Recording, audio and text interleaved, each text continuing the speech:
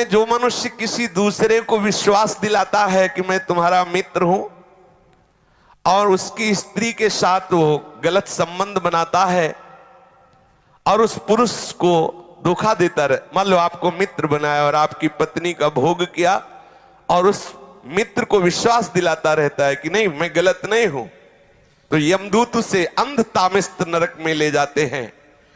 और वो कटे हुए वृक्ष के समान भयंकर वेदना को प्राप्त हुआ सुध बुध खो बैठता है, और उसके अंगों में वहां बहुत तरह की पीड़ा दी जाती, काटा जाता है, थोड़ा थोड़ा ऐसे ऐसे काटा जाता है, ऐसे ऐसे काटा जाता है। इसे अंध तामिस्त नरक कहते हैं।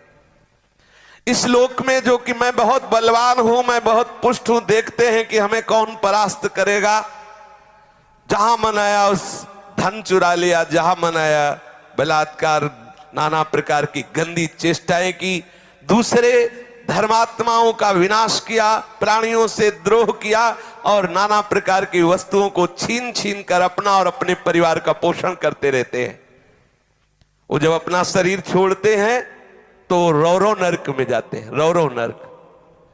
इस लोक में जिन जिन जीवों को जो जो कष्ट पहुंचाया है, यमराज के दूत वैसा ही वो रूप धारण करते हैं, रुरु नामक होकर के भयंकर कष्ट देते हैं। इसीलिए इस नरक का नाम रौरव है। जब किसी को कहा जाता है कि सारे रौरव नरक मिलेगा, मतलब भयंकर चरम सीमा का कष्ट। सर्प जैसे क्रूर स्वभाव वाले ऐसे जीव वहां हैं जो उसको काटते हैं, बार बार काटते, मरना तो वहां है नहीं। महारौरव नरक, रौरव नरक ऐसे लोगों को प्राप्त होता है जो अपने शरीराभिमान में आकर के दूसरे धर्मात्माओं को, जीवों को नाना प्रकार के कष्ट देते हैं, उनसे वस्तुएं छीनते हैं, अपहरण करते हैं, और स्वयं अपने परिवार और अपना भोग सामग्री एकत्रित करते, अहंकार के द्वारा। भोग सामग्री धर्म के द्वारा, भगवत प्रसन्नता के लिए। यदि अहंकार के द्वारा दूसरे की हिंसा आदि करके आपने, तो फिर वो भोग भोगना पड़ेगा।